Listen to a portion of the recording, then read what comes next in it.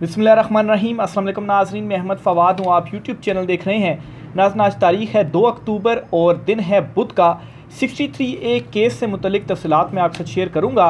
आज जो प्रोसीडिंग हुई और इस प्रोसीडिंग में बैरिस्टर अली ज़फ़र को अगर ये कहा जाए कि मैन ऑफ द मैच हैं तो ये गलत नहीं होगा। एक तो जो पाकिस्तान तहरीक इंसाफ के दूसरे वकील थे सईद काज़मी साहब, उनकी जानिब से जिस तरीके से चीफ जस्टिस काजी फ़ाइज़ ईसा साहब को डायरेक्ट ये कहा गया कि हम 500 वकील बाहर खड़े हैं, हम देखते हैं कि आप कैसे ये जो बेंच है जो फ़ैसला है वो आप सुनाते हैं। और पहले उन्होंने 2 जजिस के ऊपर एतराज़ किया और फिर उसके बाद उन्होंने जो है वो 3 जजिस के ऊपर पूरे बेंच के ऊपर एतराज़ कर दिया और फिर उन्हें पुलिस के ज़रिए ज़बरदस्ती कमरा अदालत से निकाला गया। लेकिन बैरिस्टर अली ज़फ़र जो हैं उन्होंने एक दायरे के अंदर रहकर जिस तरीके से चीफ जस्टिस काजी फ़ाइज़ ईसा साहब को जवाब दिया, और चीफ जस्टिस काजी फ़ाइज़ ईसा जो हैं वो आज मजबूर और बेबस उनके सामने नज़र आए और बिल आखिर उन्हें इस्तदा भी मंजूर करना पड़ी बैरिस्टर अली ज़फ़र की। और वो जो कहते थे ना कि चीफ जस्टिस काजी फ़ाइज़ ईसा साहब के इर्द गिर्द या उनके जो हम ख्याल हैं वो असल में दस्तखती जज हैं। ये एक इस्तिलाह राजा बिशारत साहब हैं, उन्होंने ये इस्तिलाह जो है वो सामने लेकर आए थे और इस्तेमाल करते थे कि ये बाकी जो जजेस हैं वो दस्तखती जजेस हैं। मतलब इसका ये है कि काजी साहब जो फ़ैसला देते हैं वो उसके ऊपर बस दस्तखत कर देते हैं। ये बात आज कमरा अदालत में नज़र भी आई। इस प्रोसीडिंग के दौरान क्या हुआ, इस पर भी कुछ तफसीलात हैं, वो भी आज की व्लॉग में आपके साथ में शेयर करूंगा। सबसे पहले तो जी इस प्रोसीडिंग का आपके साथ मैं खुलासा जो है वो शेयर करता चलूँ। बैरिस्टर अली ज़फ़र साहब जो हैं वो बिल आखिर मनाने में कामयाब हो गए अपने दलाइल के ज़रिए कि इमरान खान साहब से उन्होंने लाजमी मुलाकात करनी है और उन्हें मुलाकात की इजाज़त दी जाए और इस मुलाकात के बाद वो इमरान खान साहब से हिदायत लेंगे और फिर उसके बाद आकर इस केस में जो आर्गूमेंट्स हैं वो देंगे। अब नाज़रीन, ये मुलाकात बहुत ही इंपॉर्टेंट मुलाकात है और चीफ जस्टिस काजी फ़ाइज़ ईसा साहब की जानिब से बिल आखिर इस मुलाकात की जो इजाज़त थी वो देना ही पड़ी। अब ये इंपॉर्टेंट क्यों थी? आपको याद होगा कि कल अली अमीन गंडापुर साहब जो हैं उन्होंने एक तवील मुलाकात तकरीबन 1.25 घंटे की इमरान खान साहब के साथ और पैगाम पहुंचाया जी कि 4 अक्टूबर का जो एहतजाज है इसकी कॉल आप वापस ले लें। इमरान खान साहब ने कहा कि नहीं, ये डू एंड डाई सिचुएशन है और चीफ जस्टिस काजी फ़ाइज़ ईसा अगर रिटायर नहीं होते 25 अक्टूबर को तो सदीक जान साहब भी ये बात कर चुके हैं कि इमरान खान साहब के डेथ वारंट के ऊपर ये दस्तखत होंगे, क्योंकि चीफ जस्टिस काजी फ़ाइज़ ईसा इस सिस्टम के, इस निज़ाम के गारंटर हैं। वो जब तक हैं ये सिस्टम चलता रहेगा, उनकी रिटायरमेंट ज़रूरी है और जस्टिस मंसूर अली शाह साहब का आना ज़रूरी है। बहरहाल जी, अब बैरिस्टर अली ज़फ़र जो हैं वो भी मुलाकात करने जा रहे हैं इमरान खान साहब से। अब वो क्या पैगाम लेकर जाते हैं, क्या पैगाम इमरान खान साहब से डिस्कशन करते हैं और फिर ख़ास तौर पर इस मामले के ऊपर इमरान खान साहब से वो क्या हिदायत लेते हैं, ये बहुत ज़्यादा इंपॉर्टेंट है।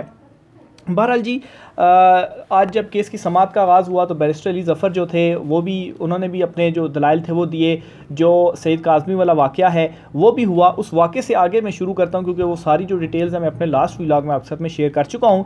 तो जब ये सारा वाक़या हुआ तो चीफ जस्टिस काजी फ़ाइज़ ईसा साहब ने ये कहा जी कि जजिस से बदतमीज़ी का ये जो तरीका है ये अब आम हो गया है, इस पर अब प्रोग्राम्स होंगे।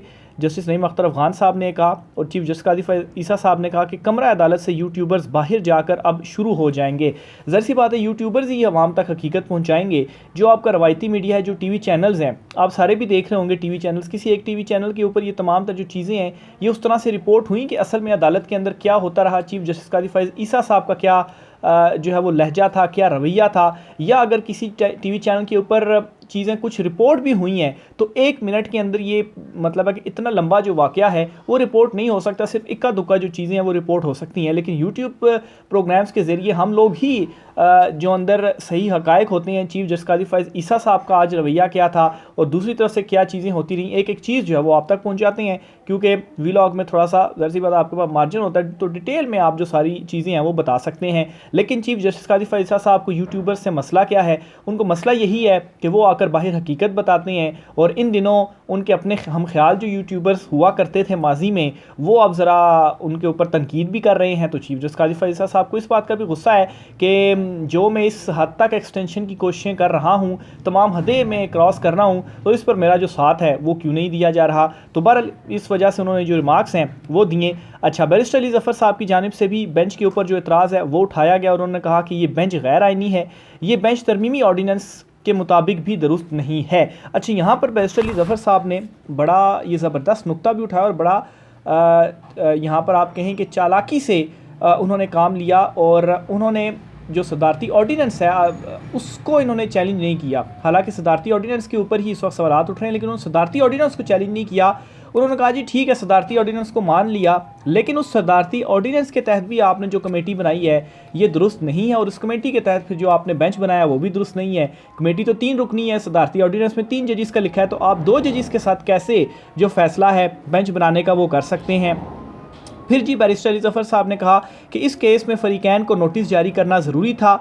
इस पर चीफ जस्टिस काजी फ़ैज़ल साहब ने कहा कि हमने कल कहा था जो भी आकर दलाइल देना चाहे वो दे सकता है।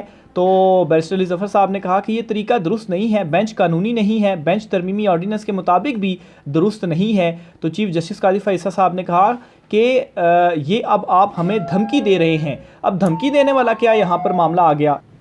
अच्छा, आज जो चीफ जस्टिस काजी फ़ैज़ल साहब का जो बैरिस्टर अली ज़फ़र साहब दलाइल दे रहे थे और उनके ऊपर जो रद्द-ए-अमल चीफ जस्टिस काजी फ़ैज़ल साहब का आ रहा था, तो उससे यूँ महसूस हो रहा था कि जब आप गलत साइड पर खड़े हो ना, सही सिमत में आप खड़े ना हो और आपके पास कुछ कहने के लिए ना हो कि मैं इन चीज़ों को किस तरीके से टैकल करूं, तो फिर आप इसी तरह से दाएं बाएं शाएं इधर उधर की बातें करते हैं और करने की जो है वो चीज़ों से कोशिश करते हैं। अब यहाँ पर भी बैरिस्टर अली ज़फ़र तो कह रहे हैं जी कि सदारती एक कानूनी बात कर रहे हैं, एक दलाइल दे रहे हैं अपने और बता रहे हैं जी कि आपका जो बेंच है वो गैर आइनी गैर कानूनी है, ये सदारती ऑर्डिनेंस के मुताबिक भी नहीं है। तो चीफ जस्टिस काजी फ़ैज़ल साहब आगे से कह रहे हैं कि आप हमें धमकी दे रहे हैं। अब इसमें धमकी वाली क्या बात है, लेकिन चूँकि कुछ कहने के लिए नहीं है तो फिर जाहिर सी बात है इसी तरीके से बात को घुमाना है किसी तरह से, तो आप फिर यही कहेंगे कि आप हमें धमकी क्यों दे रहे हैं।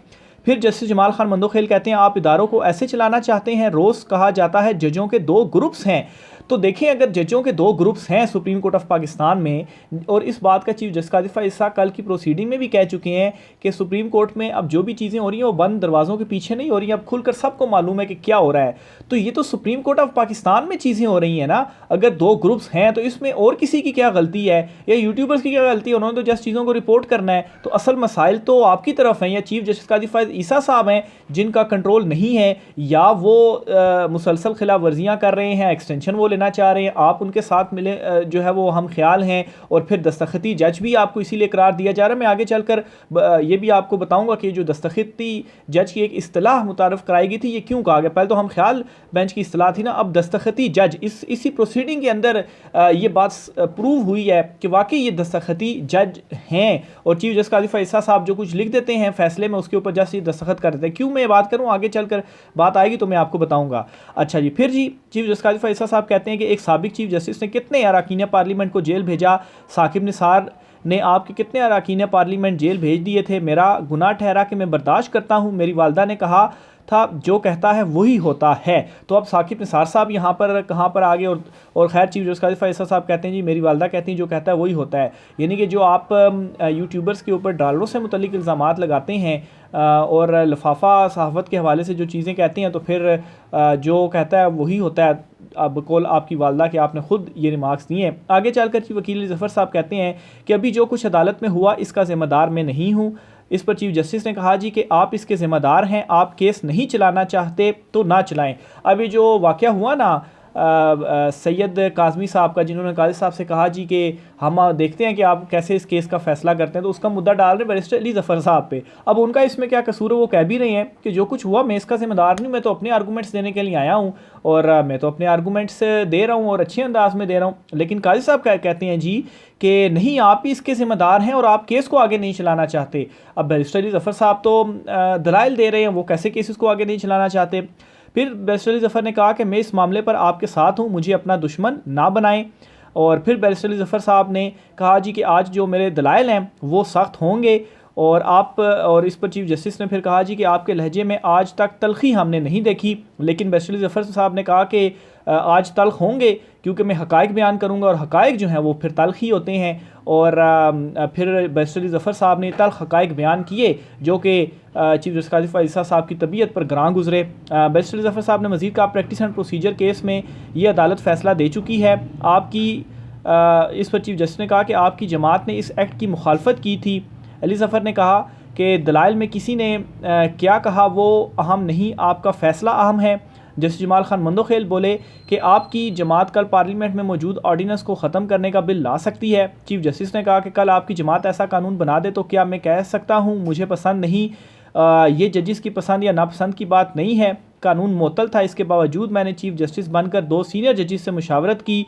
हमारे पास तरमीमी ऑर्डीनेंस चैलेंज नहीं किया गया, हम इस वक्त नज़रसानी की दरख्वास्त सुन रहे हैं। तो बैरिस्टर अली ज़फ़र ने कहा कि मैं ऑर्डीनेंस की कानूनी हैसियत पर बात नहीं कर रहा। अब देखें ना, वो बेंच के ऊपर एतराज़ उठा रहे हैं और जजी चीफ जस्टिस काजी फ़ैज़ल साहब जो हैं वो पार्लियामेंट, कानून साजी और ऑर्डीनेंस के ऊपर जा रहे हैं। ऑर्डीनेंस के ऊपर तो आप तब जाए ना कि जब बैरिस्टर अली ज़फ़र कहें कि ऑर्डीनेंस जारी नहीं वो कर सकते। बैरिस्टर अली ज़फ़र तो ये कह ही नहीं रहे।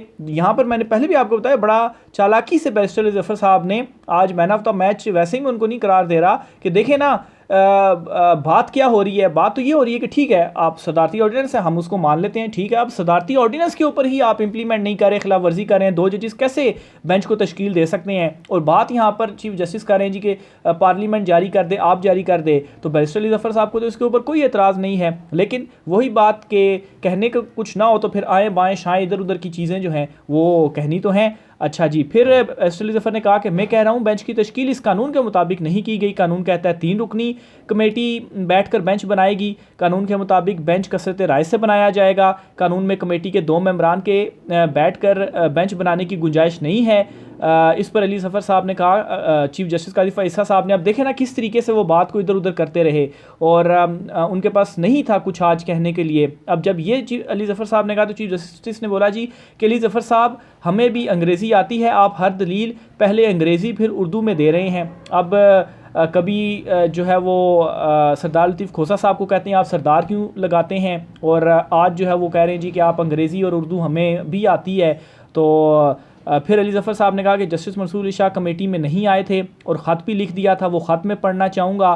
तो इस पर चीफ जस्टिस ने कहा जी कि आप ख़त जो है वो सिर्फ मुतलका चीज़ पढ़ें, पूरा ख़त आप क्यों पढ़ें, आप शर्मिंदा कर रहे हैं, आप फिर बाकी ख़तों को भी पढ़ें। तो बैरिस्टर अली ज़फ़र साहब क्या शर्मिंदा कर रहे हैं, वो तो सिर्फ ख़त पढ़ना चाहते हैं और ये ख़त ऑलरेडी पब्लिक जो है वो हो चुका है। और ख़त से आप शर्मिंदा क्यों हो रहे हैं, क्योंकि उसमें आपके ही जो एक सीनियर प्यूनी जज हैं, आप उनकी बात जो है वो नहीं मान रहे। फुल कोर्ट जो है वो आप नहीं बुला रहे, क्योंकि आपको मालूम है कि फुल कोर्ट में आपके पास अक्सरियत नहीं है और इस वक्त जो मकसद है वो एक्सटेंशन लेना है। तो फिर जाहिर सी बात है शर्मिंदगी होगी। अच्छा, फिर जी बैरिस्टर अली ज़फ़र साहब ने जो ख़त वगैरह है उस हवाले से चीज़ें सामने रखी। और आगे चलते हुए जी चीफ जस्टिस काजी फ़ैज़ल साहब ने बेंच की तश्कील पर जो एतराज़ है जी वो मुस्तरद कर दिया। चीफ जस्टिस ने ये कहा, क्योंकि बैरिस्टर अली ज़फ़र साहब ने शुरू में ही बेंच की तश्कील पर एतराज़ किया था, तो चीफ जस्टिस ने कहा जी कि आपने कहा कि फ़ैसला सुना दें, तो हमने फ़ैसला सुना दिया है, हम सब का मुश्तरका फ़ैसला है, बेंच के एतराज़ को मुस्तरद करते हैं। अच्छा, मुश्तरका फ़ैसला तब होता है कि जब सारे जजेस कहें जी कि हम मुस्तरद करते हैं, या किसी दरख्वास्त के ऊपर फ़ैसला महफूज हो जाए और दरख्वास्त के एक एलिमेंट के ऊपर तो जजेस जो हैं वो वापस चले जाते हैं चैम्बर में, उस पॉइंट के ऊपर पहले महफूज फ़ैसला सुनाया जाता है और फिर दरख्वास्त को जो है वो आगे चलाया जाता है। लेकिन यहाँ पर चीफ जस्टिस काजी फ़ैज़ल साहब खुद से ये कह रहे हैं कि सारे जो जजेस हैं उनकी तरफ से ही मैं कह रहा हूँ और ये हमारा मुश्तरका फ़ैसला, हालांकि कोई अंदर जाकर मुशावरत नहीं हुई कि आपका भी यही फ़ैसला है और इसी वजह से तो वो जो दस्तखती जज वाली इस्तिलाह है ना, अब यहाँ पर आप लागू करें, यानी कि आसपास जजेस से पूछा नहीं। ज़ाहिर सी बात है चीफ जस्टिस काजी फ़ैज़ल साहब को इतना कॉन्फिडेंस है ना कि बस जो मैंने कह दिया ये मेरे साथ ही, ये भी उसी तरीके से ही कर देंगे, तो जो कुछ मैंने लिख दिया ये उस फैसले के ऊपर दस्तखत कर देंगे और जो है वो फ़ैसला वो हो जाएगा। तो इसलिए वो राजा बिशारत साहब ने भी, जो हमारे सीनियर कोलीग भी हैं सुप्रीम कोर्ट में, उन्होंने दस्तखती जज की जो इस्तिलाह थी वो लेकर आए थे और वो वही चीज़ देखें आज हो भी गई। वो चीज़ जो है वो अमली तौर पर भी सामने आ गई। आमतौर पर इस तरह नहीं होता, अगर कोई दरख्वास्त हो उसके ऊपर फ़ैसला महफूज होता है, जजेस जाते हैं और अपना बताते हैं और फिर उसके बाद कमरा अदालत में आकर सुनाते हैं।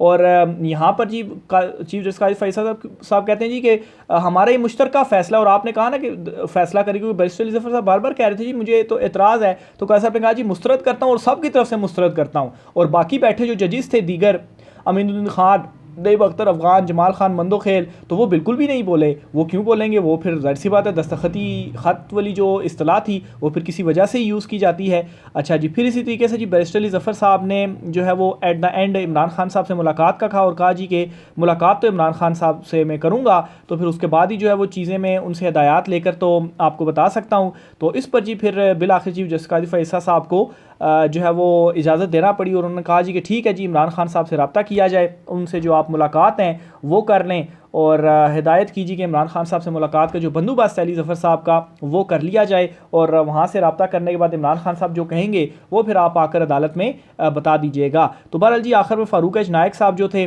वो भी रोस्टम पर आए और उनसे देखें काजी साहब ने शिकायत की जी कि जो सईद काज़मी साहब हैं उनका जो रवैया है इसके ऊपर आप कुछ नहीं करेंगे। तो फ़ारूक एच नायक साहब कहते हैं नहीं जी, हम उन्हें जो नोटिस हैं वो करते हैं, और आज की कार्रवाई देखने के बाद तो मैं ये कहता हूँ जी कि जो आईनी अदालत है वो बननी चाहिए। जब ये फ़ारूक एच नायक साहब ने कहा, जो पीपल्स पार्टी के वकील हैं, सीनियर रहनुमा भी हैं, तो काजी साहब मुस्कुरा दिए, और ज़ाहिर सी बात है उनके मतलब की बात, उनके दिल की बात उन्होंने की ना कि आईनी अदालत बननी चाहिए। मैं फिर उधर चला जाऊँ आईनी अदालत और सारे इख्तियारात मेरे पास आ जाएँ और इस सिस्टम की जो गारंटी है वो फिर बरकरार रहे। तो बहरहाल जी ये आज की इंपॉर्टेंट समाअत थी, और कमरा अदालत के अंदर क्या माहौल रहा वो आपके साथ मैंने शेयर किया। दूसरी तरफ जी चीफ जस्टिस काजी फैसला साहब ने आज की कार्रवाई में ये भी कहा जी कि मैं फुल कोर्ट बनाने से जो है मुझे मसला नहीं है, लेकिन यहाँ पर जो है वो मर्ज़ी के बेंचेस बनाए जाते थे, तो अब ऐसा नहीं होता और अब हम माजी की जो चीज़ें वो रिपीट नहीं करते। यानी कि आप देखें ना, दो बातों का जोड़ ही नहीं बनता। एक तरफ कहते हैं जी कि मैं फुल कोर्ट बनाने से मुझे कोई मसला नहीं, मैं बना दूँ, लेकिन अब ऐसा नहीं होगा कि मर्ज़ी के बेंच बने। भाई इसमें मर्ज़ी के बेंच बनाने वाली बात कहाँ से आ गई? फुल कोर्ट सारे जजेस बैठ जाएंगे ना, तो जो अक्सरियती राय होगी वो जो फैसला करेगी वो हो जाएगा। अब मर्जी तो यहाँ पर चीफ जस्टिस फैसला साहब आप कर रहे हैं कि सदारती ऑर्डिनेंस आया, मर्जी के जज जस्टिस नईम अख्तर अफगान साहब को जो है अमीनुद्दीन खान साहब को आप कमेटी में ले आए और मर्जी का जो बेंच है वो आप बना रहे हैं। तो ये भी एक और चीफ जस्टिस काजी फैज़ ईसा साहब का जो चेहरा है वो आज सामने आया। आखिर में बताता चलूँ आपको कि हाफिज़ नईमुर रहमान साहब ने भी पाकिस्तान तहरीक इंसाफ से मुलाकात की है। पहले तो ये मुलाकातें नहीं कर रहे थे और बिल आखिर इन्हें भी अब पीटीआई की याद आ गई है चीज़ों को, सूरत हाल को देख कर, तो उन्होंने भी पीटीआई से मुलाकात की है और हिमायत वगैरह की है। 7 या 8 अक्टूबर को मुश्तरका जो एहतजाज है वो भी किया जाएगा। बहरहाल 4 अक्टूबर को इमरान खान साहब ने जो एहतजाज की कॉल दी हुई है वो होने जा रहा है। राय का इज़हार कीजिएगा। आज की व्लॉग से इतना ही, इजाज़त दीजिए, अल्लाह हाफिज़।